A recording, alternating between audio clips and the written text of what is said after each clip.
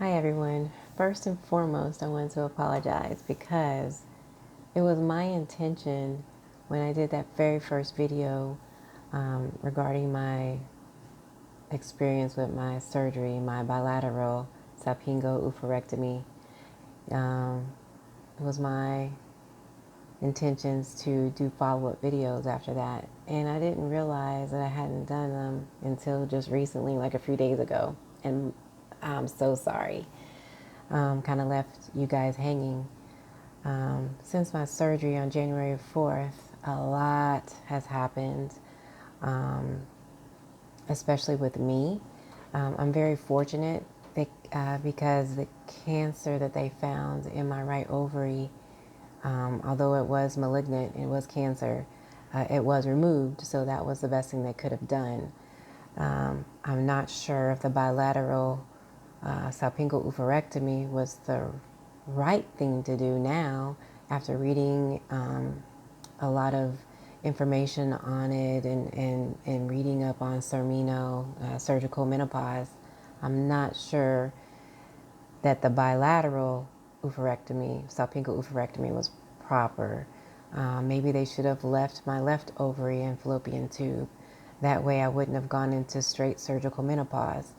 Um, but yeah, since the surgery, and mine may be a little different from why you guys had to have certain surgeries. Mine was just for a cyst in on my left ovary. But then, just to recap, my gynecologist, who was actually doing the surgery, she checked my right fibroid that was on my right side before closing up, just by chance. And in doing so, she uh, found a cancer in my right ovary, and I think it took over my right fallopian tube.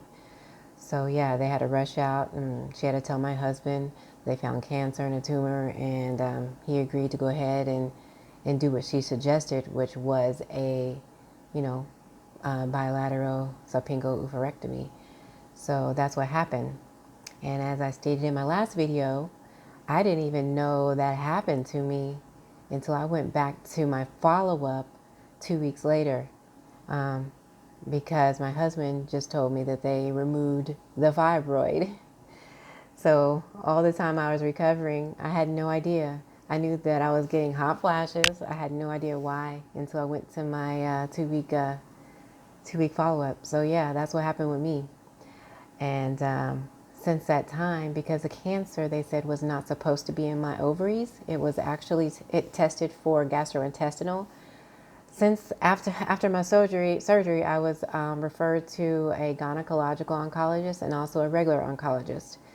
I've been through test after test after test to make sure that it didn't metastasize into my ovary from somewhere else in my intestines or in my tract. Excuse me.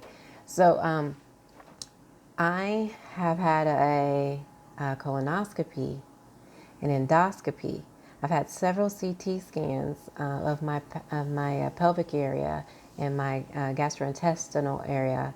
I've I've had EKGs because it says that can affect my heart valve. I've month after month after month, I've had test after test after test, and thank God everything has come out fine.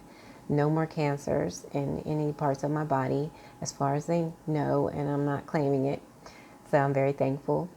Um, the only thing that's happened since then, and I do go back to my oncologist every 3 months to get my blood work, and so I constantly get blood work.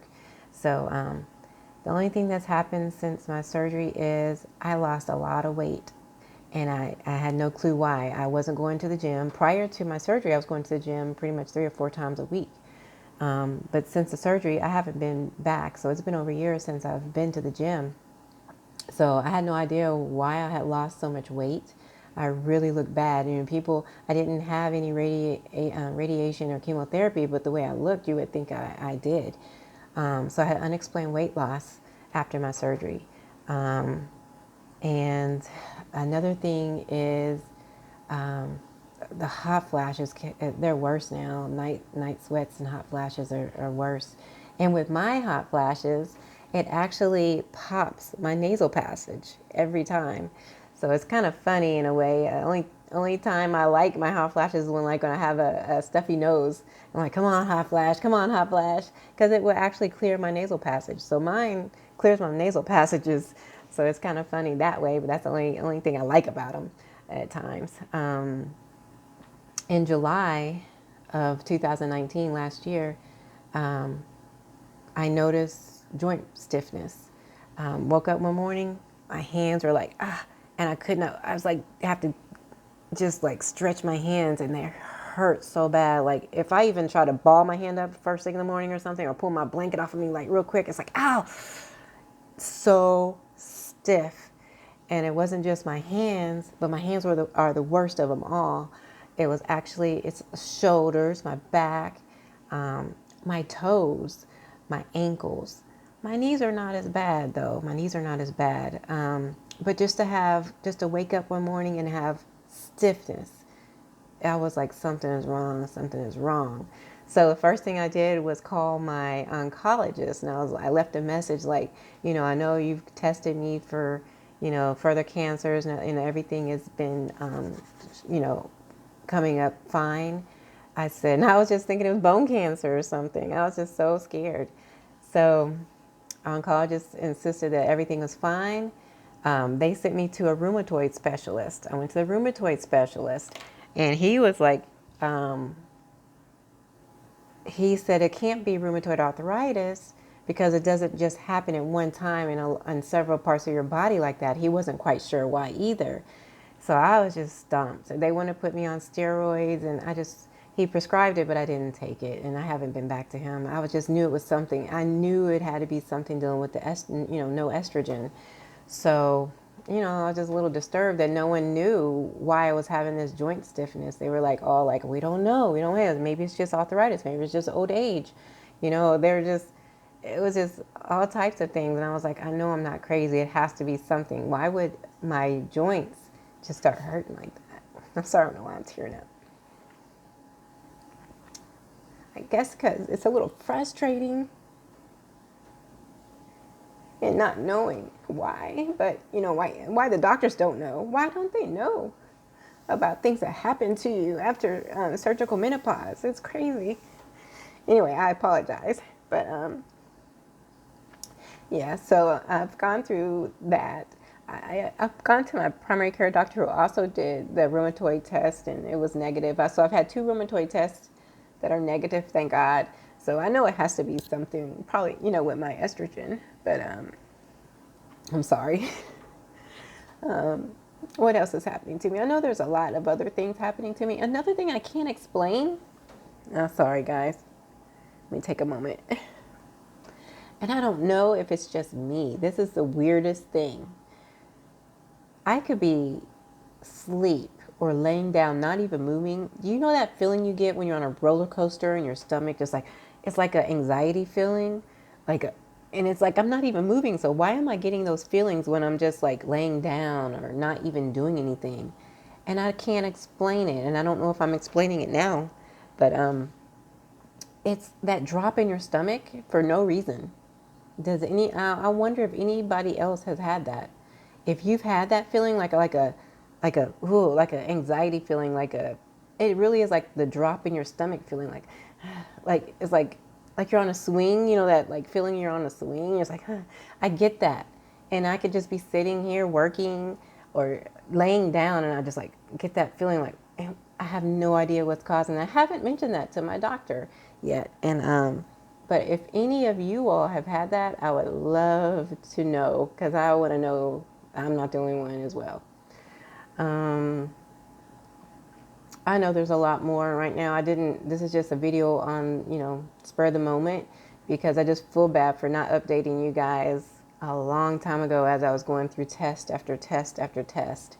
Honestly, I'm going to the doctor tomorrow, my gynecologist who actually did the surgery. I'm going to see her. I actually called the office to set up an appointment with her tomorrow because I want to talk about HRT. Just to give me some type of relief for the hot flashes and night sweats and, anything else. I'm just trying to find some relief from my joints. Another thing that I'm having a problem with is I have no strength. Like like the things I could do, I can't do anymore. Like I have no muscle. I feel like sometimes I can't even open a jar, and I may be from my joints. I just have no strength. Like I have no muscle. I get tired easily. Can't pick up a box and do the thing. I mean, I can't do things like I used to do or be able to do, and that's a little frustrating too. What else? The chills, and I get the chills and I'm hot. Then I get the chills and I'm hot. Then back all the time. I don't know if I had some headaches for a while, but I think I'm okay there.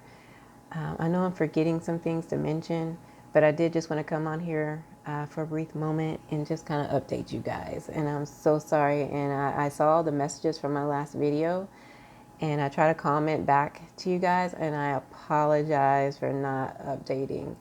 But I wish everyone well. And after I come back from my doctor tomorrow, after discussing HRT, I will probably do another video. But just want you guys to know I appreciate you guys. I actually found a Facebook group on Facebook that I'm actually following, and I will put it in the comments or below the video, so you all know it's helped out a lot, and it's helped me realize that I'm not the only one going through a lot of different issues. So yeah, so I just want to just let you all know that I'm still here and I'm still surviving, and I'm trying to keep positive. So I will let you guys know what happens tomorrow after I speak to my gynecologist about HRT. My primary care doctor insists that I shouldn't because of the cancer scare. But I just want everybody's opinion, so we'll go from there. So you guys have a good night, and I will be back on another time with another video. You guys be sure to like and subscribe and comment. I'd love to hear your comments and read them. So I appreciate it so very much. Good night.